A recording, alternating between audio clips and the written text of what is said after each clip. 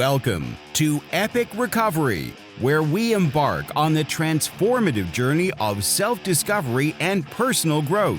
Join us as we unlock the secrets to genuine recovery, embracing our infinite possibilities, and forging an extraordinary life filled with purpose and profound meaning. Epic Recovery starts now. Hello, everybody. Welcome, and thank you for tuning in. I am really excited to be here with you today. Again, the way I look at it, this is just another gift of my recovery, being here, being able to share with you and talking about this very, very important topic. So just to kind of let you know who I am and how I got here, I am in recovery myself. A couple weeks ago, I just celebrated 40 years of continual recovery. I started back in May of 1984. I quit cocaine on the 16th of May, and on the 27th, I went out with a cousin of mine, and my thought was, I can just have a couple drinks, and I had a couple drinks, and I had a couple more, and a couple more. I ended up blacking out, woke up the next day, and went, shit, I'm an alcoholic too. Oops. And that was the beginning. So May 28th, 1984 was my first day of continual sobriety, and I've been sober ever since. I have not relapsed since then. I know that for some people, relapse is a part of your recovery process. And the trick is to not beat yourself up too much about it. And you're here now, you're here today, you're here sober. And if not, start tomorrow. One of the things I found early on in my recovery process is that there was a difference between being sober and being in recovery. Huge difference between those two. I mean, I would see people at meetings and they're sitting in the same seat, spewing chapters from the big book, smoking a pack of cigarettes, drinking a gallon of coffee at 8 o'clock at night. And I could just tell I did not want what that person had. Even though they had 10, 15 years sober, I didn't want that. I wanted more than that. I didn't want to just be sober. I didn't want to just, I can quote the big book and I've worked the steps. And I didn't want to be just that person who put it on the outside. I wanted the changes to happen on the inside. And I realized that recovery is what you do on the inside. How I went to therapy when I first got sober. I started journaling at the request of my therapist, even though I fought and I struggled with and I didn't want to do what I did. And I read a lot of books and I attended workshops and retreats. I worked really, really hard on my recovery. Sobriety is something that can just happen. Recovery is something that takes a lot of work. Recovery means forgiving yourself. Recovery is the difference between admitting and accepting something going on. Recovery is about cleaning your side of the street. Recovery is about embracing your imperfection, because recovery is not about being perfect. In the quest for sobriety, it has to be perfect. Everything I do, what I share, what I say, I'm thinking about what I'm going to share before I even get to the meeting. No. Be in the moment. Whatever the topic is, share on that. Be wherever you are in your life and share on that. If you're feeling down one day, share that in a meeting. Even if the topic is gratitude and you're feeling down, it's your meeting. Share about feeling down. Now, I am going to talk about meetings and 12-step. That's the way that I did this, but I do know it's not the only way. I mean, it seems to be one of the most successful.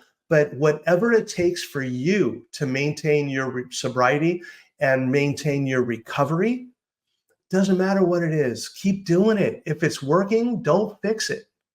If you need something a little more, then find other ways, other outlets in order to enhance your vision of self and your self-worth and your self-confidence and your self-esteem, because those are also things that are going to determine your level of recovery. I believe that one of the main differentiations between sobriety and recovery is your level of self-esteem. Ego is spouting how much time you have. Recovery is something you don't have to tell anybody about because it's personal to you. And it's about raising your self-esteem and feeling better about who you are and where you fit in the world. When Bill W. first started the Alcoholics Anonymous program, he talked a lot about the goal of AA is to help people to be productive, successful members of society. And that's it. In my neighborhood here, maybe 5 people know that I'm in recovery. It just doesn't come up. I know a lot of people, but it just doesn't come up that I'm in recovery. Every now and then I might say something. It's like, oh yeah, so lately, yeah, I just hit 40 years sober. They're like, whoa, I didn't even know. It's like, well, yeah. And I have a very cool part-time job. And the people there, a lot of people there don't know because I don't have to go along telling them. Now, at the beginning of my journey into sobriety/recovery, it was all about ego. It was all about, I have 90 days, I have 6 months, I have a year. Let's see how many people I can sponsor. Let's see how, and I had to prove my worth. When I have to prove something to you, that's ego. When I just know, that is self-esteem. So the whole goal of this show, as we get into all the little details of this, it's to help you gain a new tool set or to reinforce the tool set you already have. Part of this is there are a lot of you out there that already have a solid sense of recovery, and that's awesome. But every now and then, we either need an overhaul or we need a tune-up. Every now and then we go in for maintenance just to do a little tune-up, because if you're in recovery, you're never done. I'm never done. I want to keep going in this process for the rest of my life. That's the goal, to still be in recovery, to not, because again, it's not perfect. I believe that if your goal is perfection, you lose your humanity. And the goal of the human experience is to learn and to grow, not to be stagnant. So sobriety is about stagnation. I know a lot of people that would go to meetings for a while, work a few steps, and it's like, okay, I'm done. And then they just maintain their sobriety. And that's fine. If they're happy, go for it. But I find a lot of them are not happy. They tend to, things happen in their life that cause a bump in the road. And all of a sudden, that little hurdle turns into a wall.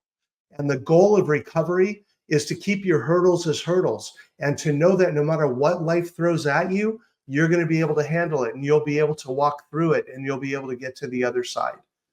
And I have a knowing of that today. I have a spiritual connection that is so strong. And right now I'm going through so much transition and change in my life. I'm good because I'm dealing with the feelings as they came up. I deal with the fear when it comes up. I deal with the guilt and the shame when it comes up. I deal with the anger when it comes up. And I don't turn the anger into anything that it's not. And I realize that anger is a feeling that I acknowledge and I honor, but a lot of times it can come from other places and I don't let it turn into anything else. Well, I do my best not to let it turn into anything else because again, it's all a process. So as we get into this more and more, I look forward to getting your questions. If you do have any questions, definitely feel free to write in and I'm happy to answer your questions because I want to give you information that's going to be useful to you. So it also lets me know that people are watching and listening. So I want this to be of value to you because I got to tell you, the joy of recovery, the whole thing as I was talking to them about putting this show together, it's about you finding happiness and joy at levels that you didn't even know existed. My life today is filled with so much joy.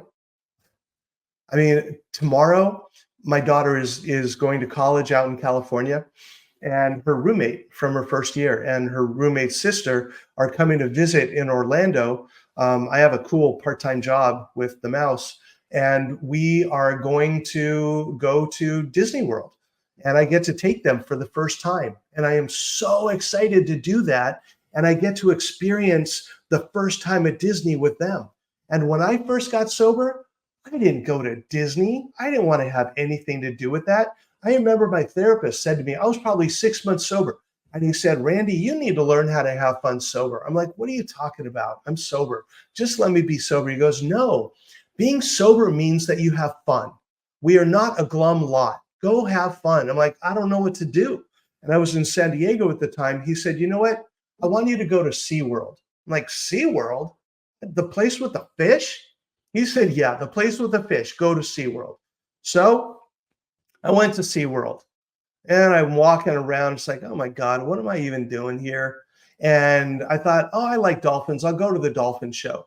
And they're jumping and doing all this really cool stuff. I was like, whoa, that's amazing. Okay, that was cool. And then I went to the seal and otter show, and I'm sitting there, it's like, this looks really lame. And all of a sudden, they start doing all these really funny things and these different things. And I found myself laughing. I remember the first time I was like, oh my God, what was that? I laughed. Wow. And I watched the show and it was a lot of fun. And then I went to the Shamu show. Blew me away that they could do all those things with a killer whale. And then I went to the aquariums and there was a saltwater aquarium and it looked like I was scuba diving in the ocean. And it was so peaceful. And I remember I just sat there and I just watched the fish. And I don't know if I was there for 10 minutes or an hour. I have no idea, probably closer to 10 minutes, to be honest. And I felt so at peace.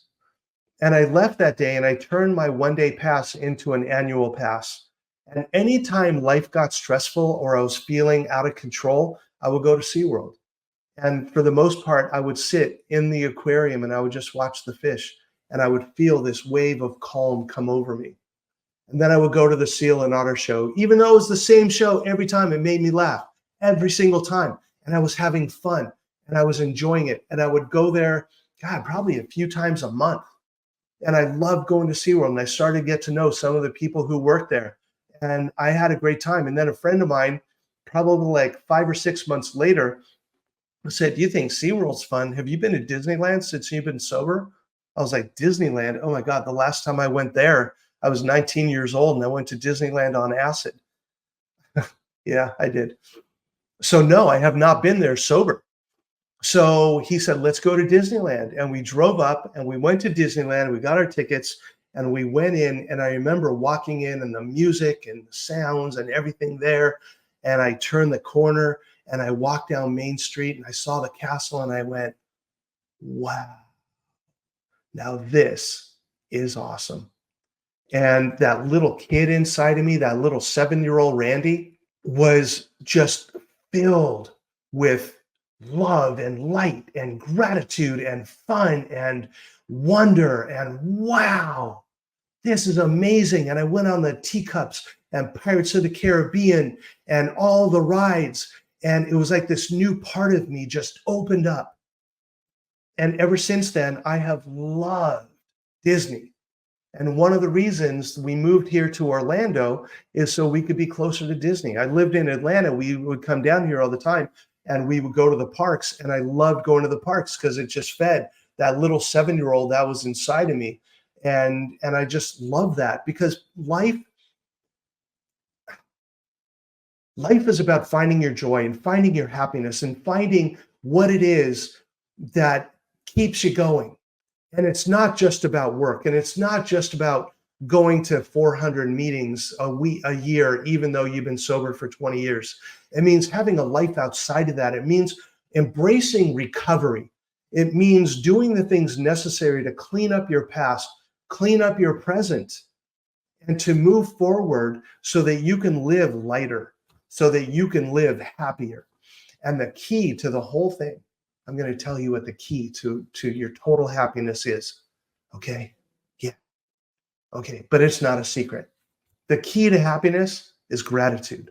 Finding gratitude in what's going on in your life. Right now, I have maybe an exaggeration, 20 different things going on in my life right now.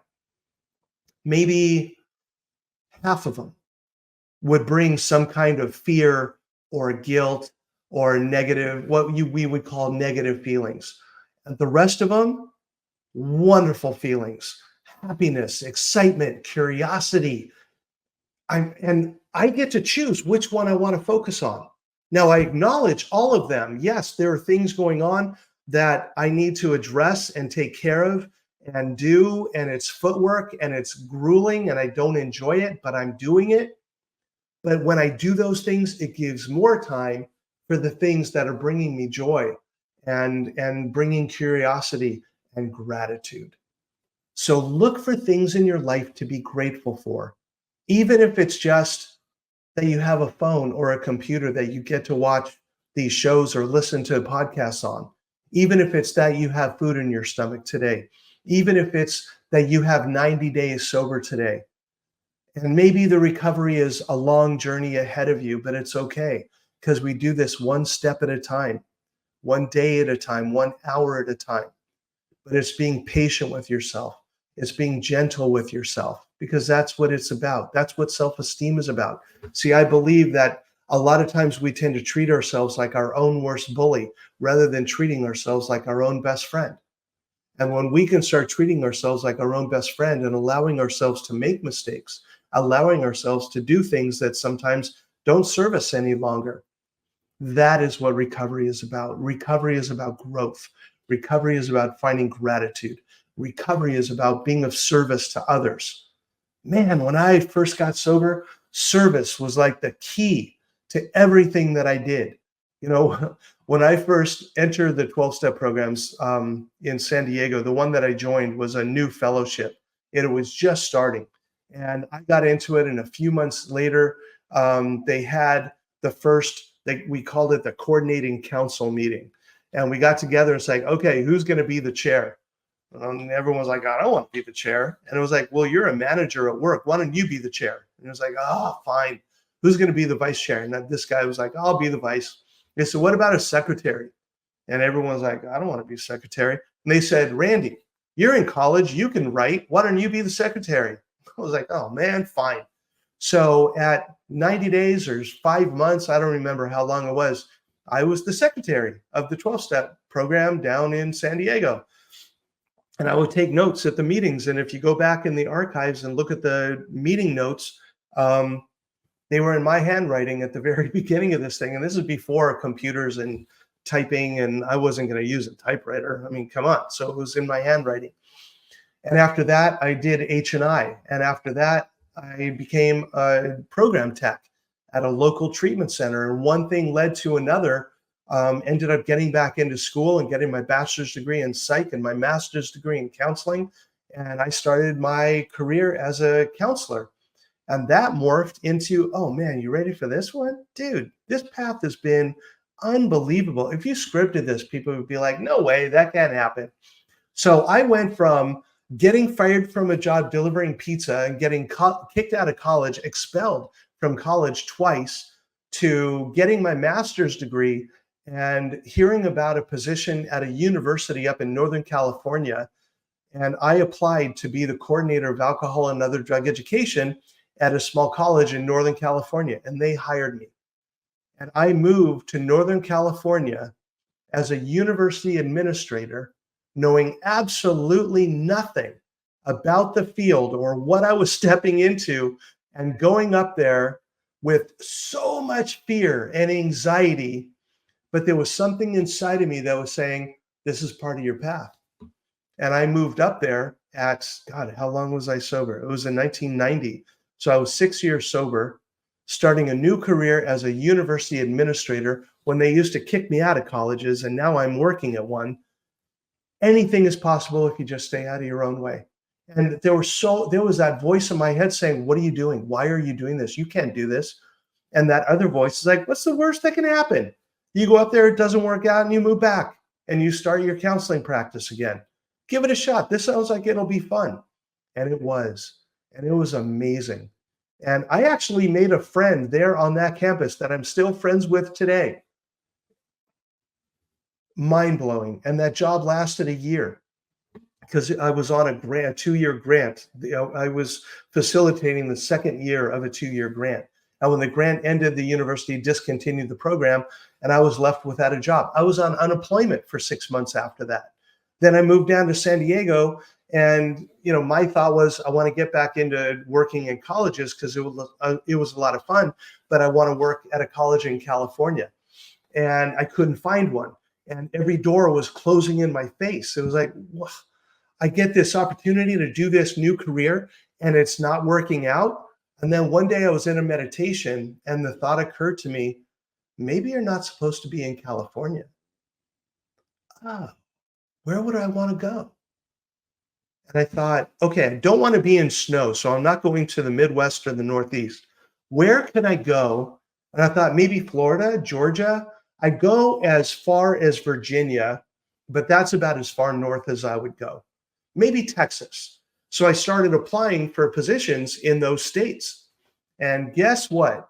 I got a call from James Madison University in Harrisonburg, Virginia, and I went out, they flew me out and I interviewed and they hired me for the position.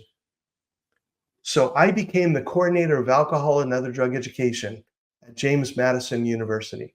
And I was doing counseling with students. I was doing presentations to athletic teams, to fraternities and sororities. I was going to conferences representing the college, learning more about the field, all because let me not limit myself. Let me see what else is out there. And amazing things happened. And my career took off after that. And I worked at 4 different college campuses. And as a result of that, I became a professional speaker and I wrote my first book. I mean, everything just took off. And the whole time I'm realizing that it's about my recovery. It's not just about my sobriety. And I was teaching others about that. And it felt really good. And it was about being of service to others. And it was about being grateful for the things I have in my life. So it wasn't about sitting in my apartment in Harrisonburg, Virginia, saying, oh, I'm so bored, there's nothing to do. No, are you kidding me? There's so much to do. Hiking in the Shenandoah Valley is amazing. Washington, D.C. was 2 hours away. I used to go up to D.C. and I'd go to the Smithsonian's and I'd go on tours of the Capitol and the Washington Monument. And I'd see all of the amazing sites up there. I was able to go to the Cherry Blossom Festival and see all those amazing trees blossoming. It was incredible. I could have sat in my apartment in Harrisonburg, Virginia. Oh, there's nothing to do in Harrisonburg. Instead, no, let me go find things to do. Life is not here to entertain you. You have to go out and find it. And when you do, amazing gifts, amazing things are going to happen in your life. So as we get into this process, as we continue to do this work together, you're going to be blown away at the amazing gifts that are going to be put in your life. And in the future, would love to hear your questions and to get into this more deeply. And we are going to really dive into this. So I'm going to give you tools that will help you enhance your self-esteem, that will help you gain more confidence, and that will help you gain the tools of recovery, not just sobriety. So thank you for tuning in. I really appreciate you being here. Very grateful for this opportunity. And I look forward to seeing you and hearing from you again in the future. I'd love to connect with you. Either, I do coaching through my book, through other means. I'm going to be doing retreats in the future. So let me know how I can be of service to you. So I wish you well. I hope to see you again next week. Have a good one. Take care. Thank you for joining us on Epic Recovery. Remember, every obstacle you overcome is a testament to your heroic spirit. Conquer your fears, unlock your potential, and write the epic tale of your life's journey. Until next time, keep exploring, keep growing, and keep striving for the extraordinary.